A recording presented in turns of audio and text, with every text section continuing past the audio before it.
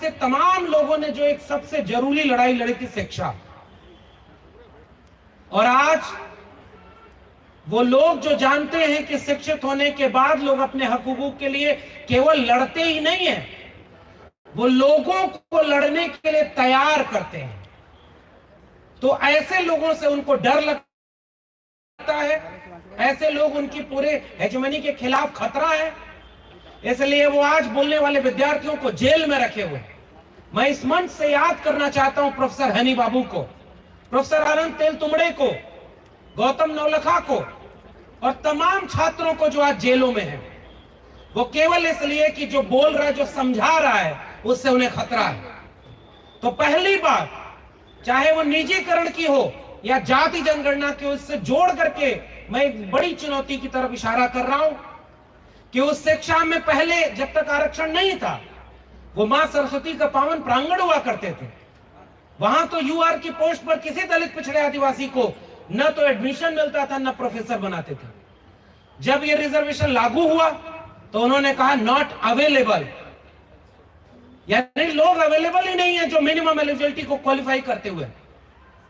और जब एलिजिबल लोग आने लगे तो उन्होंने कहा नॉट फाउंड सुटेबल, दलित पिछड़े आदिवासी सुटेबल नहीं है प्रोफेसर बनने के लिए। और जब सुटेबल भी हुए, अवेलेबल भी हुए, तो उन्होंने 13 पॉइंट रोस्टर लागू किया कि अब इसमें प्रोफेसर की पोस्ट जो एससी एसटी ओबीसी के वही खत्म हो जाए। पूरे देश में एकजुट होकर के लड़ाई लड़ी, बहुजन संगठनों ने, दलित पिछड़े आदिवासी पसमानदा तबके के लोगों ने एकजुट करके रोस्टर को वापस दिलाया। अब वो नई शिक्षा नीति के तहत उस पूरी शिक्षा को निजी हाथों में बेच रहे हैं। ये है निजीकरण। और जब निजी हाथों में शिक्षा बिक जाएगी तो आप जाके इसी दिल्ली के चारों तरफ देखिए, Ashoka, Galgotia, Amity, Lovely Professional University में कोई रिजर्वेशन नहीं, और आपके गांव के बच्चे उन विश्वविद्यालयों में न पढ़ते हैं न पढ़ाते हैं। इसीलिए वो DU, JNU, Jamia, AMU, Allahabad, BHU, Hyderabad, तमाम विश्वविद्यालयों को बर्बाद कर रहे हैं। तो पहली लड़ाई जो निजीकरण के खिलाफ लड़ी जानी चाहिए, वो शिक्षा को बचाने की लड़ाई होनी चाहिए। बिना शिक्षा के कोई मुक्ति नहीं। और आप शिक्षित नहीं होंगे तो आपके बच्चों को अचानक कोई आकर बोलेगा कि हमने नाली के घास से चाय बनाई थी।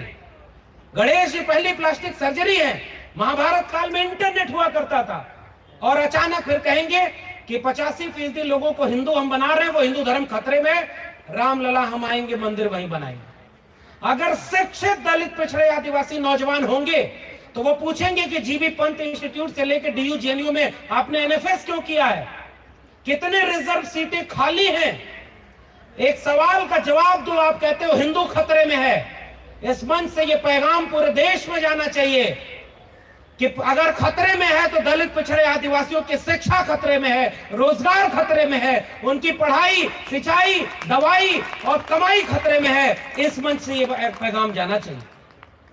और वो पैगाम इसलिए जाना चाहिए क्योंकि अगर जाति जनगणना हो जाएगी तो एक राज खुल जाएगा कि इस देश के अकादमिक शिक्षण संस्थानों में 90 से 95 पदों पर आज भी एक ही जाति के लोगों का कब्जा है, एक ही तबके के लोगों का कब्जा है।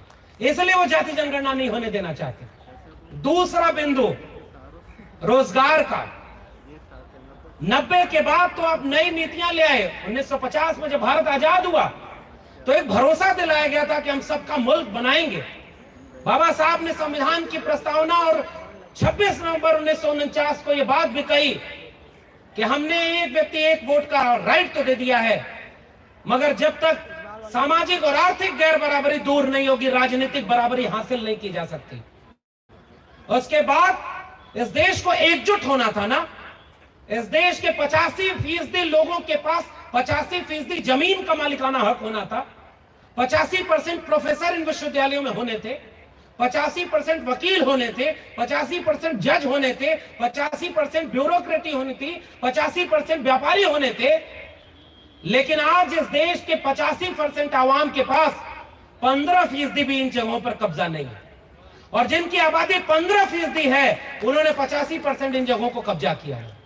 इसलिए वो नहीं होने देना चाहते कि जाति जनगणना हो जाएगी तो वो राज खुल जाएगा।